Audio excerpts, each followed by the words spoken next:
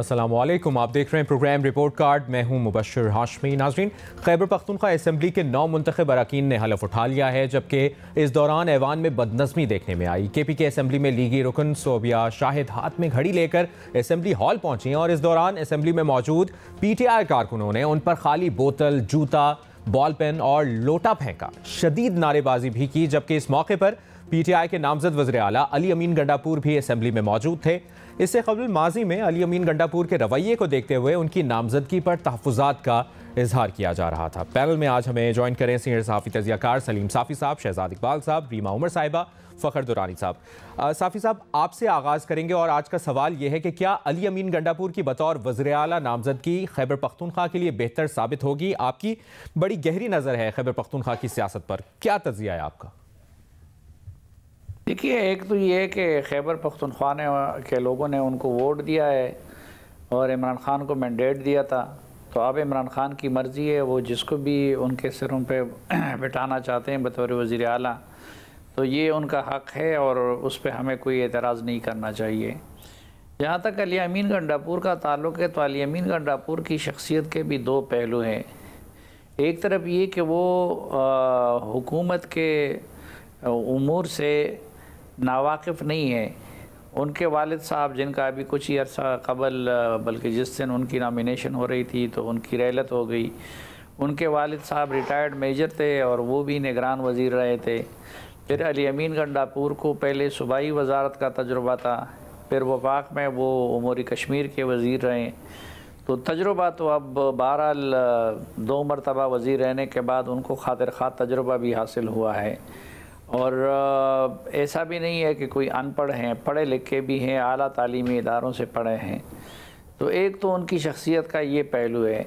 दूसरा, उनकी शख्सियत में थोड़ा सा बाज़ औक़ात एक मज़ाहिया टच भी होता है, उसमें एक अनहोना टच भी होता है और बाज़ औक़ात गैर मुहतात गुफ्तगू भी कर लेते हैं। तो अगर गैर मुहतात गुफ्तगू वो करेंगे अब बतौर वज़ीर आला, तो बतौर वज़ीर तो उसको ऑब्ज़र्व किया जा सकता था, लेकिन बतौर वज़ीर आला गैर मुहतात गुफ्तगू या गैर मुहतात रवैये का ख़ुद उनको, सूबे को भी नुकसान होगा लेकिन उनको भी नुकसान होगा। सही।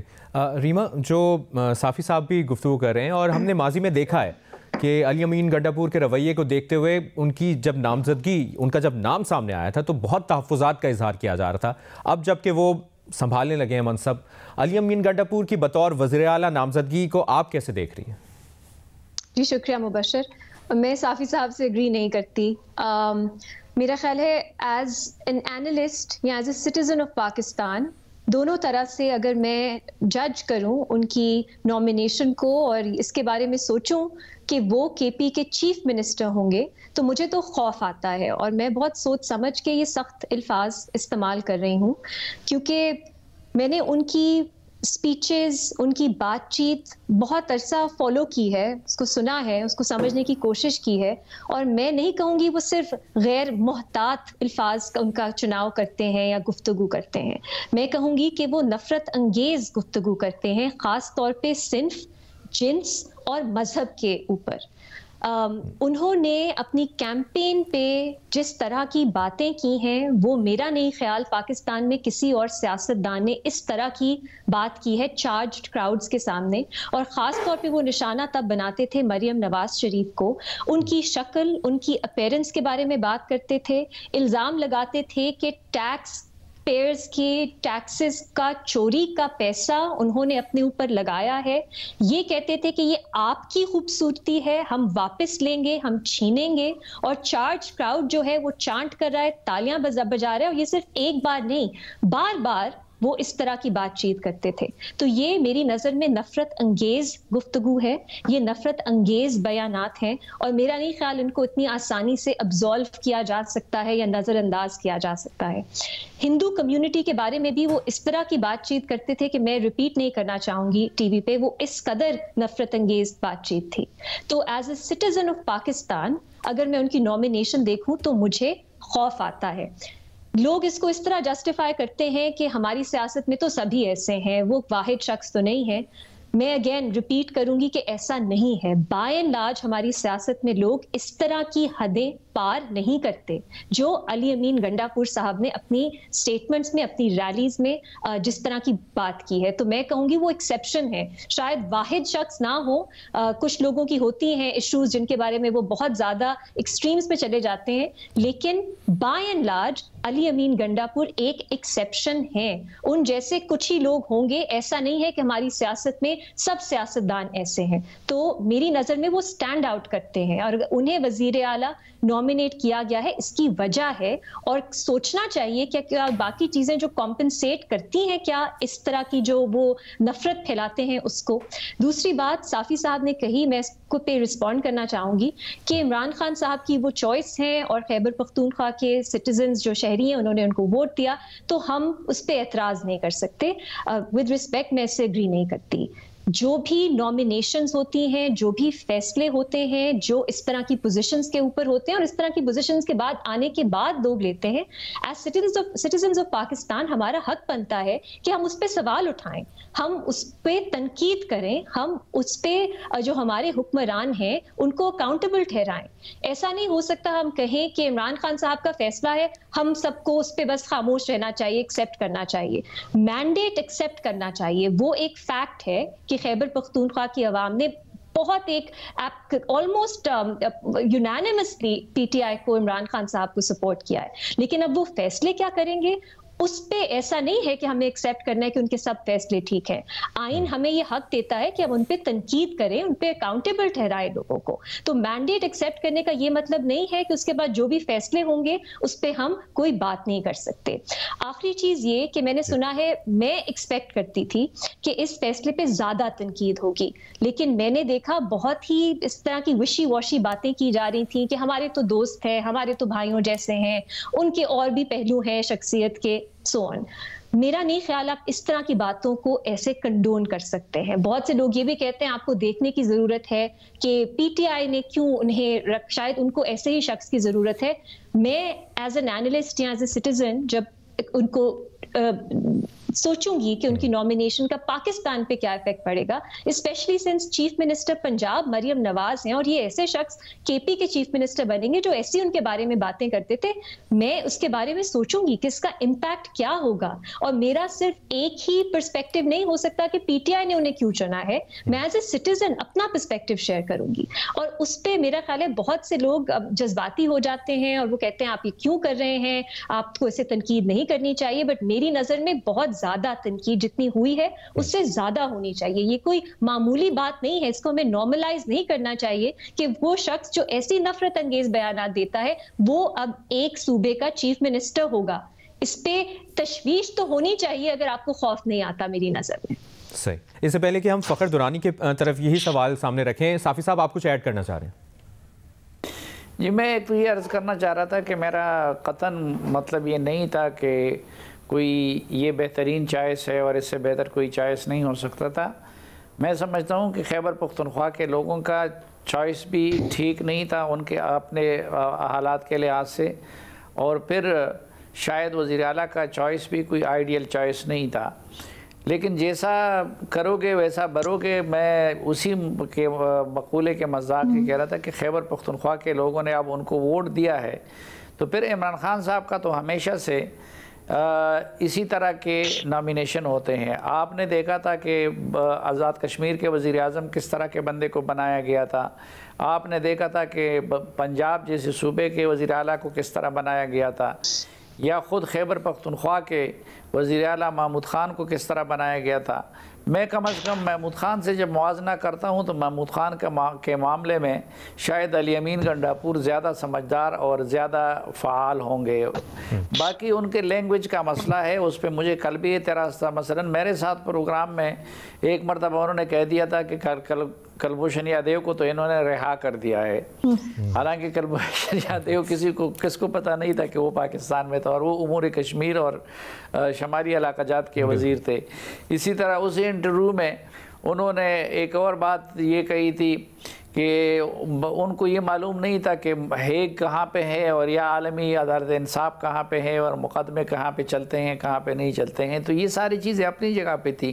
फिर एक और ख़ूबी मैंने उनकी बयान नहीं की, वो ये कि शुरू में उन्होंने फिल्म की सनत में तबाह आजमाई की थी।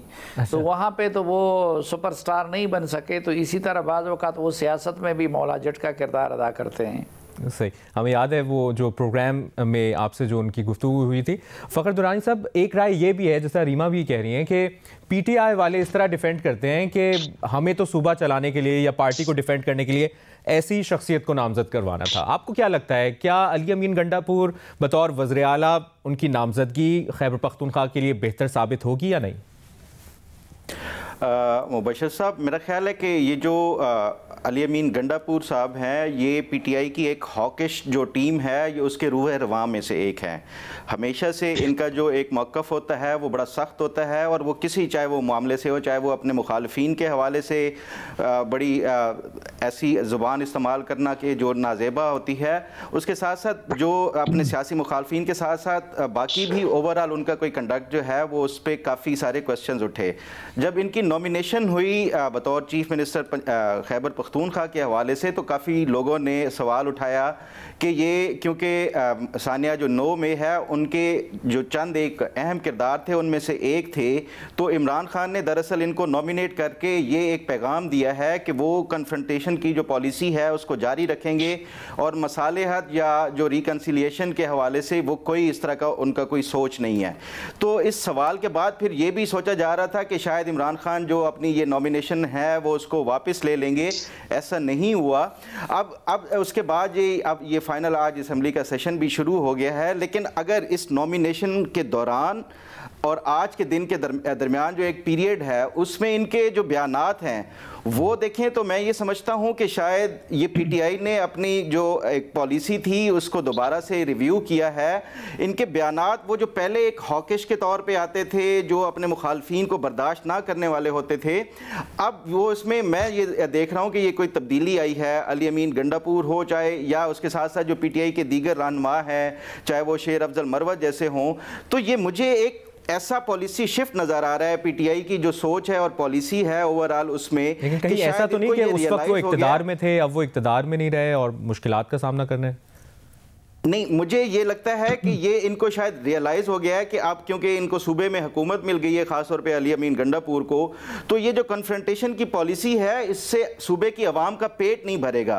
तो ये शायद ये सोच है कि उसकी वजह से अब ये इनकी एक पॉलिसी चेंज आया है जिसमें ये कन्फ्रंटेशन को रद्द करके या तर्क करके उसके बाद ये एक सुलह जुई की तरफ आ रहे हैं। लेकिन अब मैं इसमें मुझे ये लगता है कि ये क्या ये कन्फ्रंटेशन की बतौर चीफ मिनिस्टर के जारी रख सकेंगे या नहीं रख सकेंगे। जैसा कि आपने माजी में देखा, जितने भी धरने इमरान खान के आए उसमें केपीके की जो हुकूमत है उसकी मशीनरी को इस्तेमाल किया गया था विफाक के ऊपर चढ़ाई करने में, पूरी मशीनरी को, चाहे वो परवेज़ खटक के दौर में हो या महमूद खान के दौर में हो। मुझे नहीं लगता कि ये 9 मई के वाक़े के बाद अली अमीन गंडापुर की जो हुकूमत होगी वो भी इसी तरह कन्फ्रंटेशन के लिए कोई सूबाई मशीनरी पीटीआई के लिए वो इस्तेमाल करेंगे। लेकिन अब ये मुकाबला जो है वो इन 3-4 सूबों के दरमियान जो चीफ मिनिस्टर्स हैं उसी में होगा, और इन्हीं की सर्वाइवल होगी कि पंजाब बेहतर परफॉर्म करता है, केपीके बेहतर परफॉर्म करता है या सिंध बेहतर परफॉर्म करता है। अगर ये कोई आपस में इनकी जो परफॉर्मेंस का मुकाबला ना हुआ और ये एक दूसरे से अगर ये परफॉर्मेंस के बुनियाद के ऊपर मुकाबला की बजाय ये एक दूसरे के ऊपर इल्ज़ामात जारी रखे, तो मेरा ख्याल है कि सर्वाइवल फिर किसी सियासी जमात की नहीं होगी। शहजाद, आपने गुफ्तगू सुनी और जिस तरह साफ़ी साहब ने भी रिकॉल कराया वो क्या क्या कहते रहे, लेकिन इससे कबल और रीमा ने भी रिकॉल कराया, माजी में गंडापुर के रवैये को देखते हुए उनकी नामजदगी पर बहुत तहफ़्फ़ुज़ात का इजहार किया जा रहा था। आपको लगता है कि वो रवैया बरकरार रहेगा या जो फ़खर दुरानी साहब कह रहे हैं कि रवैये में कहीं ना कहीं तब्दीली वो एक्सपेक्ट कर रहे हैं? बहुत शुक्रिया मुबशर। मेरे ख्याल से सबसे प्रॉब्लम की बात तो यही है कि जिस किस्म का वो लबो लहजा इस्तेमाल करते हैं अपने सियासी मुखालफिन के लिए वो कहीं से भी दुरुस्त नहीं है। और ख़ास तौर पे ख़वातीन के हवाले से मेरे ख्याल से कश्मीर का इलेक्शन हो रहा था जब उनने मरीम नवाज़ के हवाले से भी जिस तरह की बेहुदा गुफ्तगू की थी, सेक्सिस्ट गुफ्तगू की थी, मेरे ख्याल से उसकी तो कोई भी इंसान जो है उसको दुरुस्त नहीं करा दे सकता। दूसरा, इन रिमार्क्स के साथ साथ थोड़ा सा एक नॉन सीरियस एटीट्यूड भी उनका नज़र आता है। जैसे भी सलीम साफ़ी साहब ने बताया कि कुलभूषण यादव वाले केस के हवाले से वो साफ़ी साहब के प्रोग्राम पे भी, हमारे दोस्त वसीम बदामी है उनके प्रोग्राम पे भी वो ये दावा कर चुके थे कि PMLN की गवर्नमेंट ने उनको भगा दिया है मुल्क से, वो जा चुके हैं मुल्क से, तो बहुत ही इल इन्फॉर्म्ड गुफ्तगू भी करते हैं, तो उससे एक वो नॉन सीरियसनेस का पहलू भी सामने आता है। इसके अलावा ये जो चॉइस है पाकिस्तान तहरीक इंसाफ की, इससे एक बात पीटीआई के अपने लोग वाजे कर रहे हैं कि इस चॉइस के पीछे मकसद परफॉर्मेंस या गवर्नेंस नहीं है। मुझे याद है जिस दिन ये चॉइस हुई थी उस दिन शहजाद अकबर साहब का एक ट्वीट सामने आया था कि अगर हमारा मुकाबला पढ़े लिखे लोगों के साथ होता तो फिर शायद हम भी किसी दानिश को, किसी प्रोफेसर को लगा देते वजीर दाखिला, लेकिन जिस तरह के लोगों से हमारा मुकाबला है तो ये उसके लिए सबसे सूटेबल चॉइस है। तो मेरे ख्याल से उनकी जो खुद उनकी क़यादत है वो समझती है कि यहाँ पे उनको जज नहीं किया जाएगा उनकी कारकर्दगी से, उनकी गवर्नेंस से। वो जिस तरह का लबो लहजा इस्तेमाल करेंगे, जो उनकी कन्फ्रंटेशन पॉलिटिक्स होगी, उस पर उनको जज किया जाएगा। और इसके बाद भी मेरी कुछ लोगों से बात हुई तहरीक इंसाफ में, तो वो ये कहते हैं कि हमें वोट जो पड़ा है वो कारकर्दगी की बुनियाद पर नहीं पड़ा। ये इलेक्शन हमने लड़ा है, मुक्तदरा के खिलाफ लड़ा है, हमारे ऊपर जो मजालिम हुए उनके खिलाफ लड़ा है, और अली अमीन गंडापुर उसका एक सिंबल थे। तो लिहाजा जब वोट इसी बात पे पड़ा है तो फिर यही हमारे लिए सबसे सूटेबल चॉइस है। तो ये उनकी खुद जो उनके लोग हैं वो ये आके बिलीव करते हैं कि इसीलिए उनको जो है इस पोजीशन पे रखा गया है। देखें, अभी हमने मरियम नवाज साहिबा का कुछ दिन पहले खिताब सुना। एक अच्छी चीज जो सामने आई उसमें यह था कि पॉलिटिकल रेटरिक नहीं था। उन्होंने बात की कि क्या क्या काम करने हैं, चाहे खवातीन के हवाले से हो, चाहे यूथ के हवाले से हो, डेवलपमेंट के प्रोग्राम कौन कौन से होंगे। तो सुनने में ही अच्छा लगता है कि कम से कम हमारी सियासत दोबारा उस तरफ जाए जहां पर लोगों की फलाह के लिए काम किया जाए, क्योंकि इवेंचुअली तो पॉलिटिक्स है यही कि आपने लोगों के लिए काम करना है।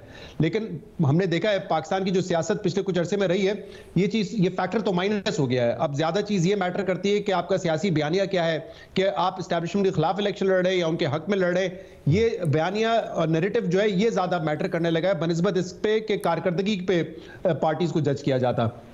तो मेरे ख्याल से जो पीटीआई के अपना आर्गुमेंट है वो तो खुद जैसे एज आई सेड वाजे कर देता है कि उनको लगाने का मकसद क्या है। अगर शायद गवर्नेंस के हवाले से लगाना होता और परफॉर्मेंस दिखानी होती तो वो किसी और की तरफ जाते। लेकिन इस पर भी मेरे ख्याल से सलीम साफी साहब ज्यादा बेहतर बता सकेंगे। जो ये एक तासुर दिया जा रहा है कि वो दोबारा माजी की तरह इस्लामाबाद पे चढ़ाई कर सकते हैं, अपने सूबे को इस्तेमाल कर सकते हैं वफाक के खिलाफ, शायद इस हद तक नहीं होने जा रहा है, क्योंकि अली अमीन गंडापुर साहब के भी जो ताल्लुकात है वो काफी जगह पे बहुत दुरुस्त भी है, कोई ठीक है। मतलब ऐसा नहीं है कि बहुत ही उनकी जो पॉइंट ऑफ व्यू होगा मुक्तदरा के हवाले से बहुत एग्रेसिव होगा या कोई एग्रेसिव वो सियासी कदम उठा लेंगे। मेरे ख्याल से मामलात उनके इतने खराब नहीं है और शायद इसी वजह से इलेक्शन में भी हिस्सा लिया उन्होंने और इस पोजीशन पे पहुंचे कि आज उनको चीफ मिनिस्टर नामजद किया है। सही, अभी एक ब्रेक लेते हैं और ब्रेक के बाद तजियाकारों के सामने ये सवाल रखेंगे कि क्या मखलूत हुकूमत के लिए सियासी और मुआशी इस्तेहकाम हासिल करना मुमकिन होगा या नहीं। जानिए तजियाकारों की राय इस ब्रेक के बाद। ब्रेक के बाद खुशामदीद। मुस्लिम लीग नून के कायद नवाज शरीफ ने आज कहा है कि हुकूमत आते ही मईशत को ठीक करेगी, मईशत से सारे मामला जुड़े हुए हैं, हुकूमत मईशत को ठीक करेगी तो सब ठीक होगा। ख्वाहिश का इजहार किया उन्होंने कि हर असेंबली, सेनेट और वज़ीर आज़म अपनी मुद्दत पूरी करे। नवाज शरीफ ने यह भी कहा कि तमाम मसाइल जुड़े हुए हैं, उम्मीद है सारे हल होंगे और सियासी अदम इस्तेहकाम की कोई बात नहीं, इंशाअल्लाह सियासी और मुआशी इस्तेहकाम आएगा। सवाल यह है कि क्या मखलूत हुकूमत के लिए सियासी और मुआशी इस्तेहकाम हासिल करना मुमकिन होगा? आपको क्या लगता है शहजाद? जी मुबश्शिर, देखें बहुत बड़ा चैलेंज है और सबसे बड़ा चैलेंज पाकिस्तान का इस वक्त माशी लिहाज से यही है कि पाकिस्तान को एक्सटर्नल फाइनेंसिंग चाहिए, जिसके लिए हमें IMF प्रोग्राम में जाना पड़ेगा और IMF का प्रोग्राम जो है वो सख्त शराइत के साथ ही पाकिस्तान को मिलेगा और शायद उससे ज़्यादा सख्त शराइत हो जो पिछले 9 महीने पहले एक स्टैंड बाय एग्रीमेंट हुआ था। तो उस लिहाज से तो मुश्किलात बड़ी होंगी और जो दावे करके ये पार्टीज हुकूमत में आई हैं मेरे ख्याल से उस पर तो 0% इम्प्लीमेंटेशन हो सकती है। इनफैक्ट वो होना भी नहीं चाहिए क्योंकि वो मुल्क के लिए मुस्बत नहीं होगा। उन्होंने कहा है कि किसी ने ये दावा किया कि 300 यूनिट तक हम मुफ्त बिजली देंगे, किसी ने कहा 200 यूनिट तक हम मुफ्त बिजली देंगे, ये तो होता हुआ नजर नहीं आ रहा। अब देखें जिस जगह पे हमारा डेट पहुंच चुका है, जिस जगह पे हमारे रिजर्व्स पहुंच चुके हैं और कई ऐसी चीजों की निशानदेही की जाती है, अब वो कहते हैं ना कि पानी सर के ऊपर से गुजर गया है।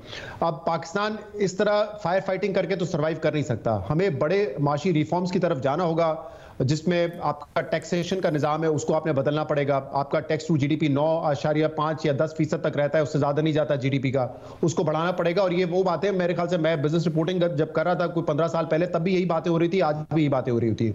उस वक्त भी यही कह रहे थे कि बहुत सारे पब्लिक सेक्टर इंटरप्राइजेज ऐसे हैं जो 1200 से 1500 अरब रुपए आपका सालाना नुकसान दे जाते हैं, उनको या तो आप पब्लिक प्राइवेट पार्टनरशिप के दुरुस्त करें, जरिए दुरुस्त करें या उसको प्राइवेटाइज करें। हमने बहुत सारे ऐसे इदारे हैं जिनको उसी तरह चलने दिया और हर साल हम नुकसान उठाते हैं। तो इस तरह के कई ऐसे इश्यूज हैं जिसको दुरुस्त करने की जरूरत है। इस हुकूमत के लिए बहुत बड़ा चैलेंज होगा क्योंकि इस वक्त पीपल्स पार्टी वफाकी हुकूमत का हिस्सा नहीं है। अगर प्राइवेटाइजेशन के लिए जाती है नून लीग, उसको अपोज करेगी पीपल्स पार्टी, एटलीस्ट उनके मंशूर में तो यही बातें थी और बिलावल साहब के जो बयानात हैं उससे भी यही वाजे हो रहा था। तो मुझे लगता है कि बहुत ही मुश्किल अमल होगा।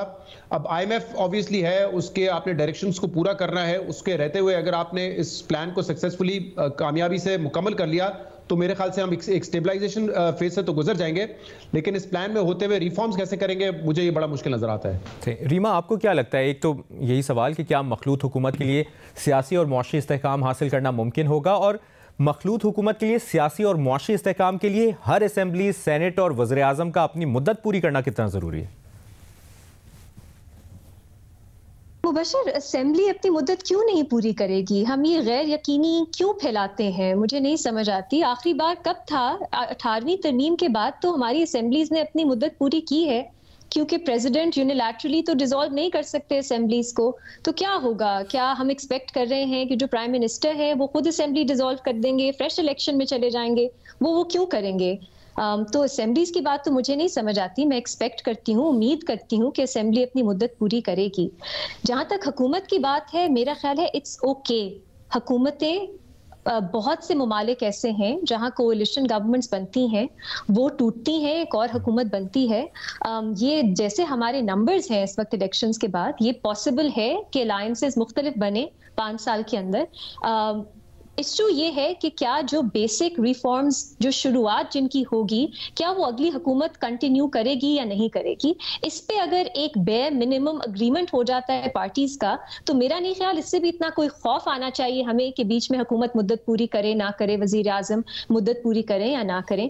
प्रेसिडेंट भी, अगेन, प्रेसिडेंट को इम्पीच करना बहुत मुश्किल है, आसान नहीं है। हुकूमत बदलती भी है, वो प्रेसिडेंट नहीं तब्दील कर सकते। तो ये थोड़ी सी हम चीजों को मेरा ख्याल है कंफ्यूज कर देते हैं।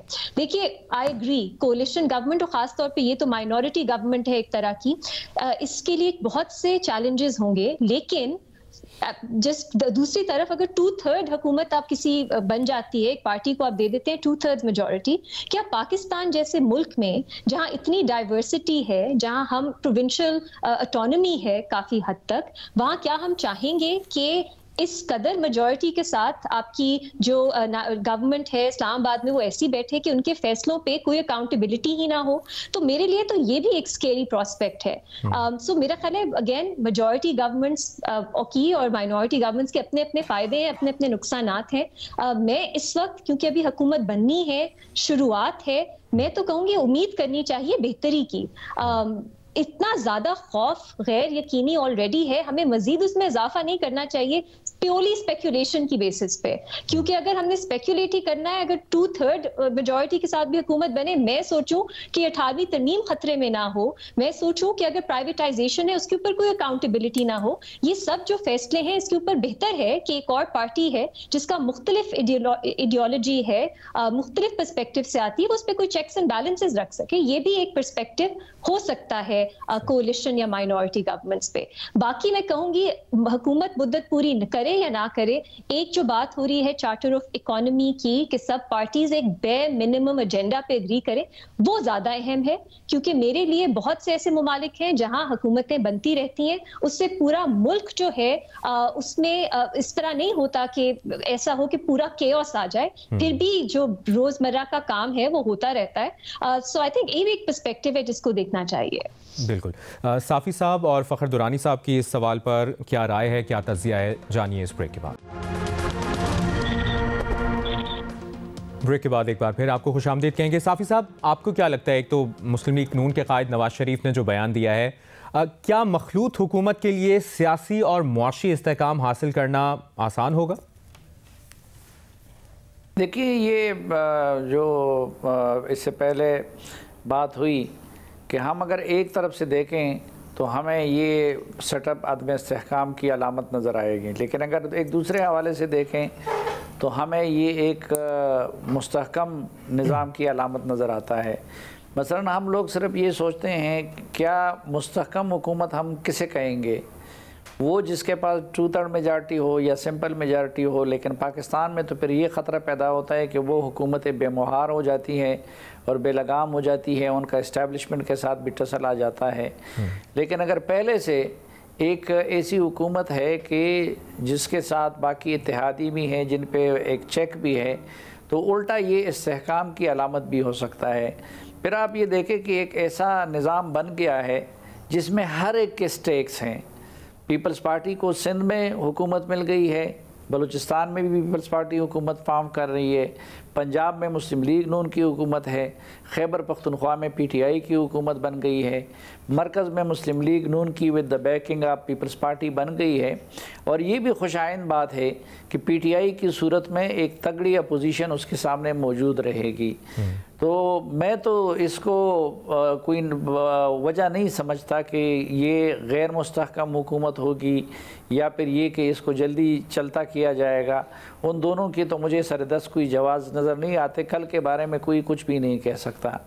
इससे पहले शहजाद साहब ने जो सवाल का जवाब देते हुए पहले मेरे लिए एक सवाल छोड़ा था कि क्या खैबर पख्तूनख्वा में PTI की हुकूमत इस्लामाबाद पर चढ़ाई तो नहीं करेगी, तो मेरा जवाब और अंदाज़ा यही है कि नहीं करेगी। वजह उसकी ये, एक तो पिछली चढ़ाइयों से उनको कोई खैर नहीं मिला, दूसरा वो तब चढ़ाई करते थे कि गवर्नर भी उनका अपना होता था। इस मरतबा उनके सरों पर गवर्नर राज की तलवार लटकती रहेगी।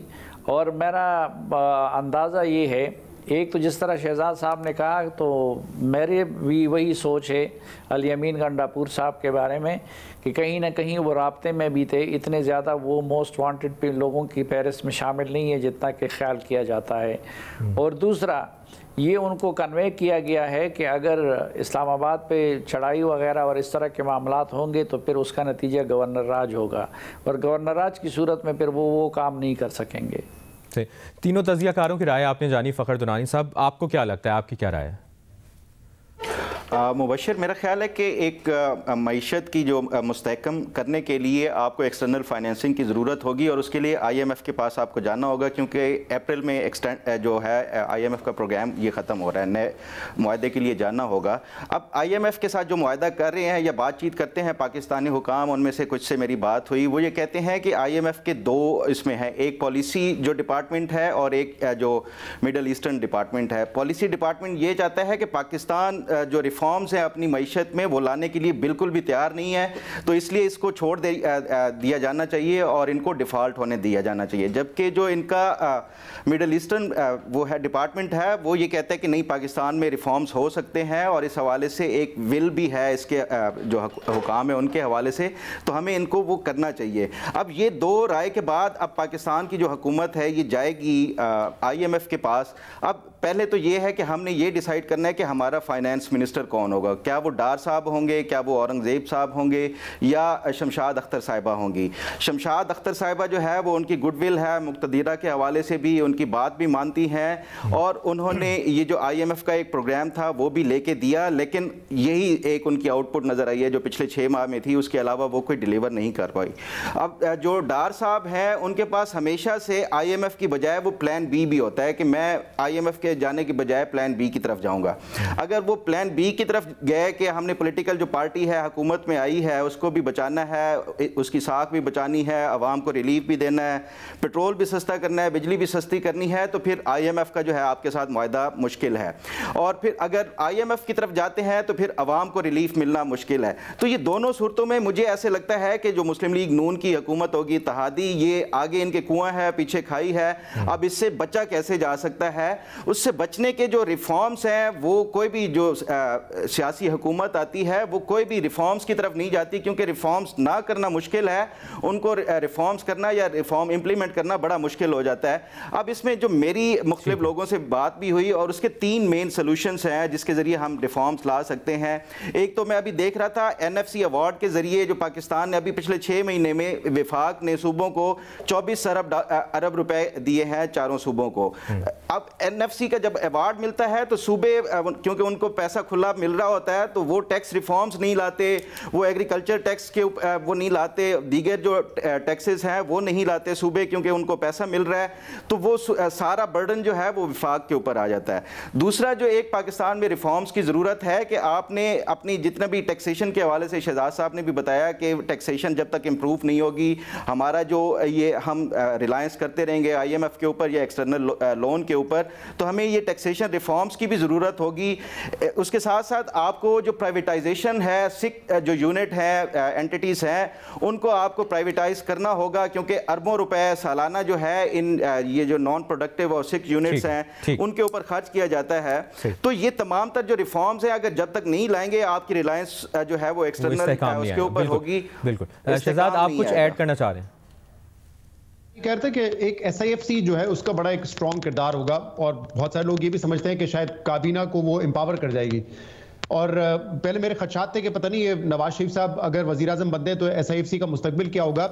लेकिन आई रिमेंबर इलेक्शन से कोई 15-20 दिन पहले हम लोग एक प्रोग्राम में मौजूद थे, पेट्रोलियम के हवाले से थी, वहाँ पे आर्मी चीफ भी थे और अनवार काकड़ साहब भी आए हुए थे और कुछ साफ़ी बैठे हुए थे। सलीम साफ़ी साहब से मैंने वहाँ पे पूछा था कि आपको लगता है कि इलेक्शन के बाद अगर नवाज शरीफ साहब वजीर आजम बनते तो इस तरह की ये तकरीब जारी रहेंगी SIFC फोरम के अंडर?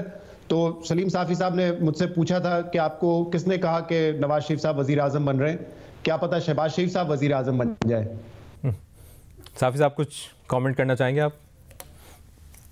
बस वो गपशप की बात थी महफिल की, वो शहजाद साहब ने बता दिया आपको। वो सच साबित है। और SIFC के साथ शहबाज शरीफ साहब को चलना कोई मुश्किल नहीं होगा। वो प्रेडिक्शन तो चलो अगर मेरी दुरुस्त साबित हो गई कि नवाज शरीफ के बजाय शहबाज शरीफ साहब आ गए तो उनका उसके साथ चलना इसलिए मुश्किल नहीं होगा कि इसके लिए कानून साजी शहबाज शरीफ साहब ही की हुकूमत में हुई थी। सही, बहुत बहुत शुक्रिया आपका सलीम साफ़ी साहब, शहजाद इकबाल साहब, रीमा उमर साहिबा, फ़खर दुरानी साहब। नाज़रीन, प्रोग्राम रिपोर्ट कार्ड देखने का बहुत बहुत शुक्रिया। अपना ख्याल रखिएगा। अल्लाह हाफ़िज़।